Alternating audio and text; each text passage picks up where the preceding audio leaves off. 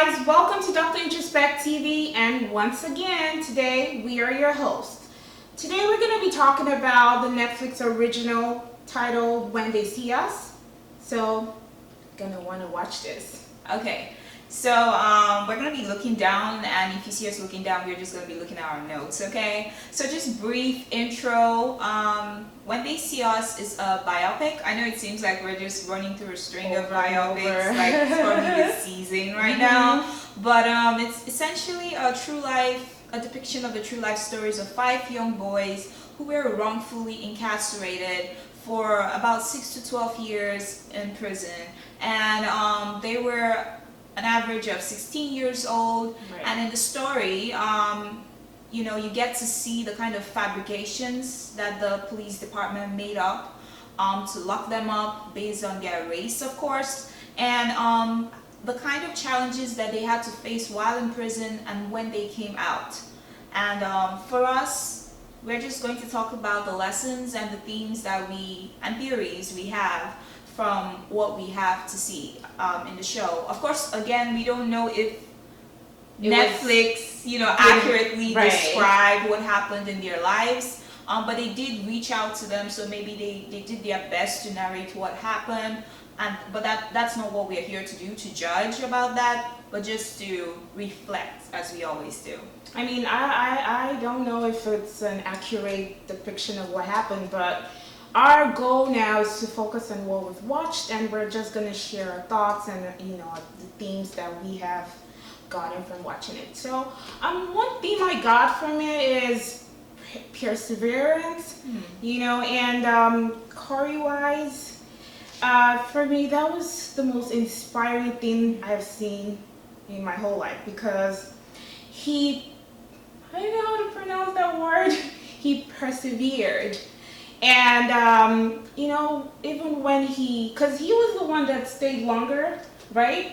And he went through a lot of hardship. Like oh my God, like I don't know if it were me, I probably would have, during the hearing, what was it called? The hearing? The trial? When he was gonna plead his case while he was in the prison, and they kept on telling him. Oh, when he was giving his statement? Right. So when they told him that he has to accept that he did it, and he kept on saying, "No, I'm not gonna accept." Oh yeah, so that he could get he could get I don't probation. Right. Was it probation? No. He could get I don't remember the word. I can't remember the word, but yeah. Parole hearing. Right. That's what it's called. That's it. Sorry guys. I have a lot going on in my head. But yeah, so when he was supposed to get the parole hearing, they kept on trying to make him, admit that he committed a crime.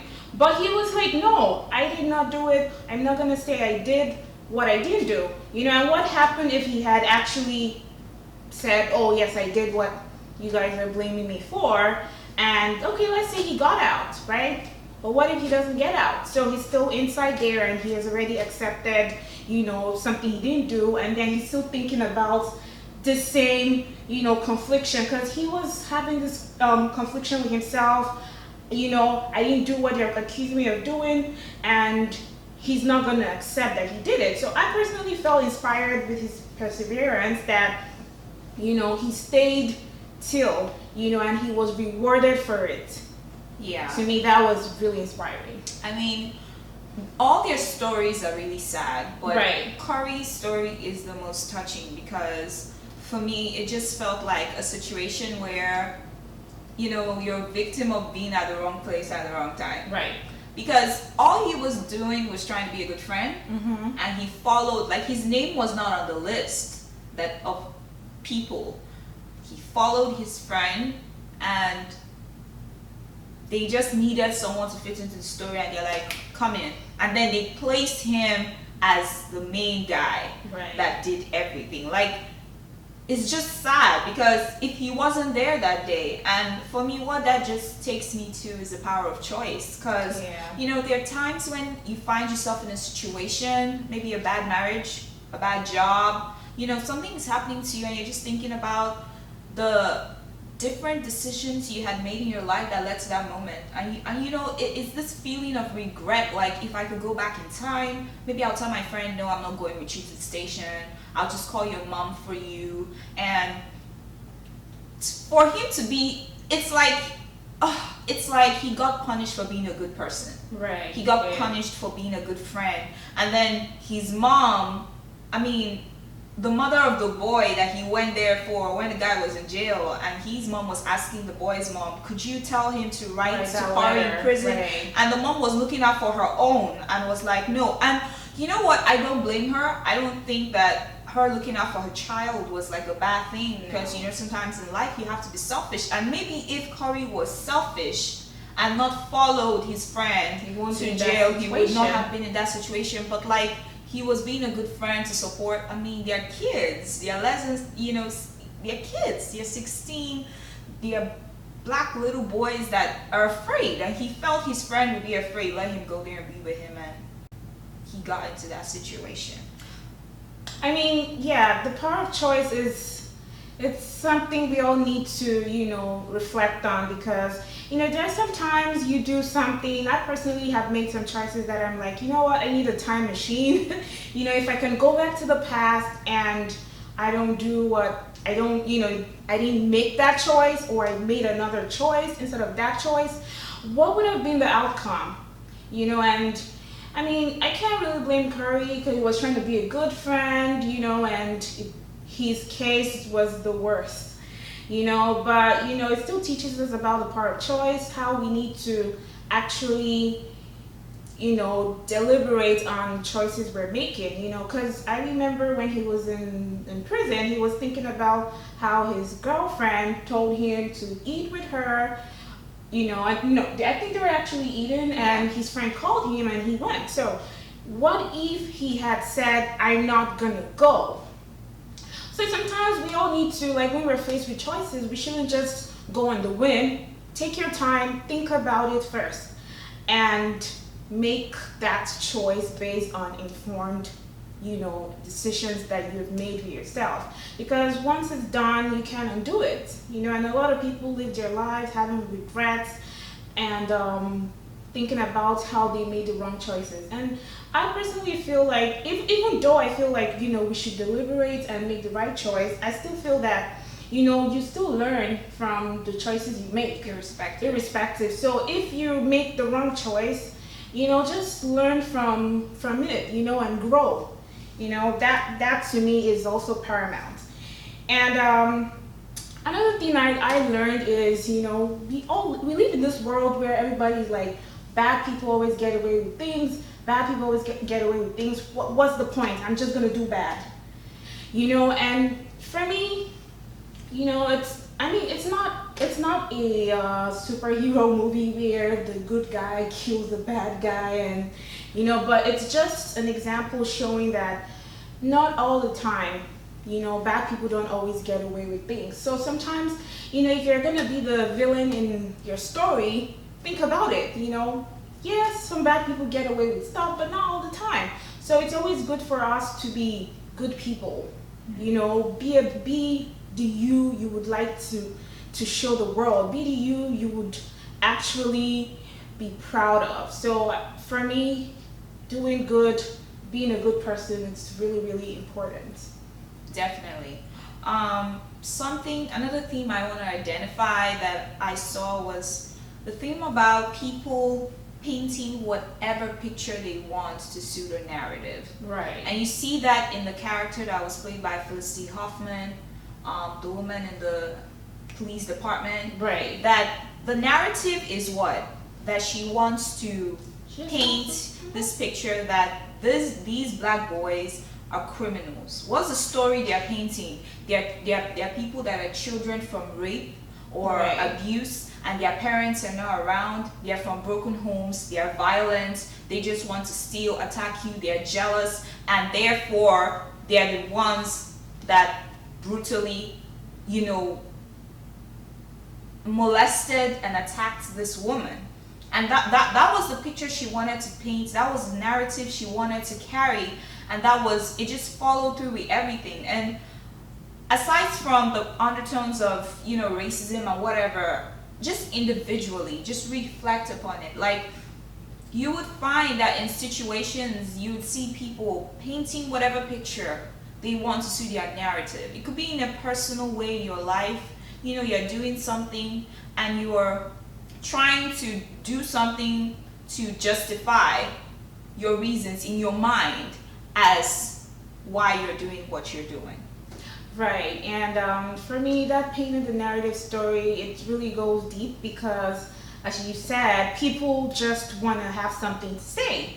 They don't care who they hurt along the line. They don't care who they trample on. They just want to, feel that narrative, And for me, I personally think that that's not the right thing to do because you don't know the ramifications of, how that's going to play out. It might not play out now, but it might play out later. So for me, yeah, I thought that narrative part of it was a big one. And just to follow up on that narrative thing, like you just said, the consequence of the story you are creating. Right. For this woman, it was just find a person and say, this is the person responsible. Find a group of people. It doesn't matter who. It doesn't matter how many years that you take away. You're not doing the due process of actually investigating the crime or finding the culprit, So she didn't care about the consequence of what that narrative she was painting was going to do to the lives of those boys. Neither did she care about the consequence of that narrative to the Black community.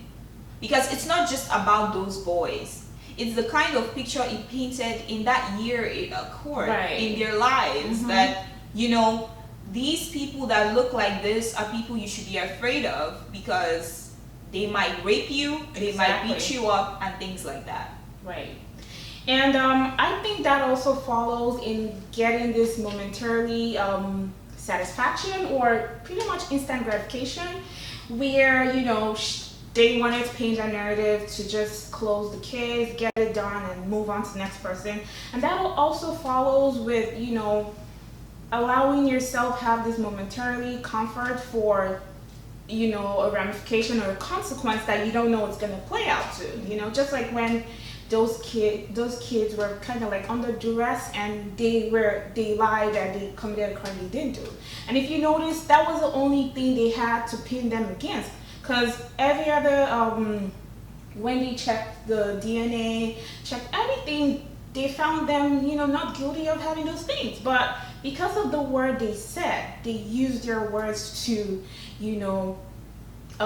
charge them, right? And personally, to me, that was pretty much like having this momentary comfort where, I know it's not easy, but they didn't want them to keep questioning them, and they actually believed to trust the police officers to say that they did what they didn't do, but, and even their parents that made them say, they did it when they didn't do it, sometimes we need to just take a step back and think, what is going to be the ramification of this instant gratification, this momentarily comfort, this short-term solution, so sometimes we need to see the bigger picture because, if the parents had said, if we agree to this, what if they use it against us? Then if they had that thought, they would be like, yeah, we've already had the thought that if we did this and it goes against us, our kids are going to be sent to prison. And then they'll be like, no, you know what, we're not going to do it. Because they've already thought about how, just look at it from a two-way street. What happens when I do this? What happens when I don't? And then, pick the one that weighs lesser. You know what I mean? So definitely. And I don't know if the parents' personalities or economic status or level of education or anything factored into the kind of decisions they were making for their children. Okay, because there were some parents that could not even afford lawyers or bail money. So you can see that socioeconomic status of how you as a parent you love your child, but you're not equipped to make good decisions for your child. Right. The Black man, the father of Yusef, was it Yusef? I think so. Yeah, I think it was Yusef because Yusef was like I don't know. It was one of the boys. There was a father that Was it Raymond? that used his chair, Oh. and he carried a chair, and he told the boy, like, you have to do what these people tell you. Right. These people are going to, he was speaking from fear. If Right. he was someone that, yes, we know that the rights of black people were obviously being violated in that time, but then still the law is the law. Yeah. You are still better off not testifying to a crime that you did not commit than doing this short-term solution because you're not able to see, foresight, or be able to afford a lawyer that can come in and discuss with your son and give them the options. Like, you can see the kind of circumstances that their parents were in, Right. and they were unable to make better decisions and say, do not say anything, and it just goes to show you that thing, like, it's something to bear in mind, that you don't want to use a short-term solution for a long-term problem. But then again, your ability to decide on the kind of decision you should make is also based on, it could be based on your level of education. It could be based on, your socioeconomic, like, these things have implications in your ability to make good decisions, not just for yourself, but for your children, even if you love them. Right. And I mean, to everybody that has actually watched the Netflix show, to me, I feel like it's teaching us that, you never know if you might be the person that's, being interrogated by a cop or someone, but, even if you're uneducated about your rights, the show is teaching us that You should be, and you should never admit to doing something you didn't do, so. And, so I want to talk about another theme I found out about that actually struck me, and it follows on the theme of painting a narrative. But this one is about telling yourself whatever you need to justify your actions. And I feel like as people, it's something we do. Yeah. So when the woman at the NYPD had this agenda to, try these boys and pin this thing on them, and she's forcing it on the district, the DA, the other woman, like, the lawyer, like, Right. She's forcing it upon her. She tells her, who's going to find justice for that woman, the jogger that was beaten? Who's going to find justice for her? Like, she appeals to her emotion, because woman is like, it's not right. These boys are innocent. She knows, they both know, but she is appealing to her emotions and justifying it based on, we are trying to do the right thing. That woman deserves justice, and that woman does deserve justice, but she deserves the right justice. She deserves you guys doing your actual jobs and investigating the case and finding the actual criminal, not pinning it on someone else. But what does she do? She tells herself something to justify her actions that are evil, and we do it all the time. Yeah, and it's only natural because we're human beings, and we want to be able to sleep well at night. Right, and I feel like a lot of people, as you said, a lot of people do it. People cheat in relationship, and they tell themselves, well, I'm unhappy, so I have a right to cheat. People do bad things, and that's just an example, but people do bad things or pretty much unethical things, and kind of like have this mind reorientation, telling themselves, I did this for a reason, and they're forgetting to ask themselves, how valid is this reason? Even if you did it to close a case or find justice for the lady, the jogger, as she said, you still need to ask yourself, as we said, we're talking about consequences, ask yourself, am I doing it the right way? I want to do something good. I want to do something noble. But am I doing it the right way? And if you're not doing it the right way, then find a better way to do it. Because for every action, there's an equal and opposite reaction. So you can't just do something and not expect it to have, a ramification or a consequence. So for me, I feel like, people are out there, having this justification for doing the bad they're doing, and they don't think about how it's going to affect them later in life, or who is gonna be affected. I mean, sometimes it doesn't affect them, so they don't care because they feel like, well, I'm not gonna be hurt by it, but then someone's gonna be hurt by it, and they're not thinking about how it's gonna affect that person. Yeah. So for me, that was really, really, that was Yeah. inspiring. And for me, that whole trial case was not about justice. It was about politics. Right. It had nothing to do with, finding the murderer in the investigation or actually proving that these boys are innocent. The boys were already described, even the kind of information they were putting in the media, they had crucified them already. They have already painted this picture where they are guilty and they're essentially just coming to do, To prove their innocence. yeah. The boys did not have a chance. They didn't. It was not about justice, it was about politics. And something else I want to say is, we know this, but they touched on it, life after incarceration. Right. The prison is supposed to be a reform system. People do bad things, you steal, whatever, you go in there, you do your time.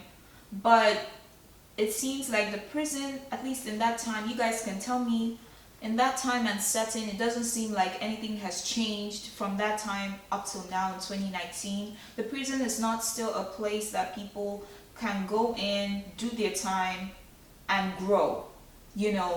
Grow, come out, and be prepared to reintegrate with society. It's not.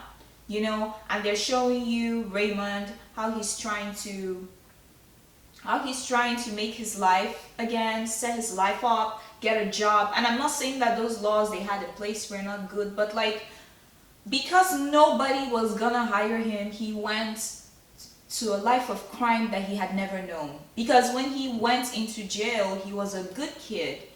He wasn't even 16 yet.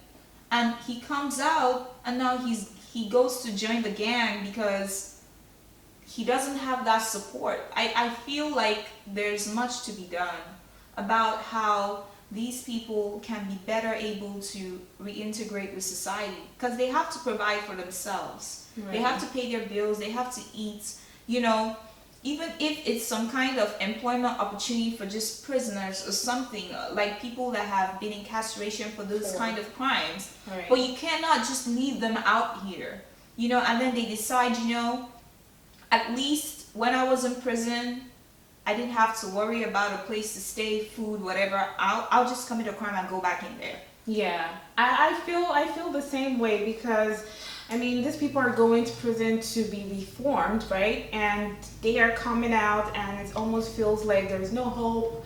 They can't really do anything. Some people go to prison for, they actually committed a crime, while some went innocent, So they have to find a way to, help these people to readjust back with the society, because at the end of the day, if they don't do it, then these people are gonna go back to prison because there's nothing for them. And the cycle And continues. it's just this vicious cycle. Now, I'm not saying that, I'm not justifying what Raymond did, but I'm just saying, something has to be done to prevent or mitigate things like that from happening again. Yeah, definitely. Raymond has, and we as people have a locus of control, an internal locus of control. Raymond could have said, no, I'm not going to do this. I'm not going to do this. And I'm not someone that's going to say that I'm going to blame external things for crimes that people commit, because in the end we are still bestowed upon us with the power of choice. We can decide not to do the wrong thing, but we cannot overlook and gloss over the fact that external factors can contribute to the kind of decisions we make. So being in a situation where the states, the country, the policies that are available are not set up in a way to help him integrate back. He doesn't feel the support in his family because his dad's wife is just out to just push him out. It's just a very terrible environment. And you know what they say about fraud, right? Crimes, oftentimes it's intent and opportunity and, Right. all these other things. So all these things are creating that intention in him to go and do this thing, because he cannot buy a house, he cannot move into an apartment with a girl he likes. Like, he cannot move forward with his life. He feels like he's stuck in two worlds, half in, half out of the prison, half in, half a regular person, half a prisoner. And he's not in prison, he's out here, but he's still being treated like someone that was in prison, like, or someone that's still in prison, you know. And it's just, I don't know, it's not a good situation is what I'll say. Yeah. Okay guys, this is so and just to end it, I felt like there was an underdog theme, right? You felt, I don't know about you, but I felt, you know how you watch movies and you're like, I'm rooting for the underdog? That's how I felt. Like, those boys are the underdogs. Right. You want to see them win. You're watching the court case and you're like at the edge of your seat. You know, they have some good points there where it seems like, you know, these lawyers are making really good arguments and they just might win, but then they go to jail. Sorry, spoiler if you haven't seen it, but like, for emphasis, we just have to say you hear they are going to prison. Right. And your heart just breaks. It's really sad. It sinks into your stomach, like, and it's like, it honestly, I know that they gave them like 47 million. I personally don't feel like 41 million. 41 million. Yeah. I don't feel like that money. Nah, that money is not retribution for what they went through. Yeah, it's not enough. The kind of psychological damage that Korey went, there's no money to fix that or compensate for that. Like, nothing. Not only the damage, but what about the years, his life? You know, it's like, not enough. Like, it just isn't, you know. And I'm like, this, you guys need, if you haven't seen it, you guys need to, and if you have, we want to know what you think, because we were broken. Yeah. We felt like so broken by it, and wow. Because I personally, I know the guy stepped up in the end, right? And said, I committed the crime. But those boys did time. Right. They did time they didn't have to do. So for me, even though in the end it seems like they had a win, it didn't feel like a win to me. It didn't feel like a win. Not to them and not to the black community. Because that picture and that narrative, even though they've come out now and said they did not do it, and the criminal was actually not that person. And this is not to say that there aren't people that are black rapists that have committed those crimes and stuff. It's just the way they marketed the story, it really seemed like there was an agenda. Right. You know. And I don't know, that's all we have for you, but we have some quotations. We have some inspiring quotations, guys, and we really love these quotes, and we would like to share them with you. You guys can leave your comments and your thoughts about the quotes. You can leave your comments and your thoughts about this video. And guys, make sure you guys subscribe, like this video so we can keep producing more content for you guys. And subscribe to our channel, and we will see you guys in our next video. Bye!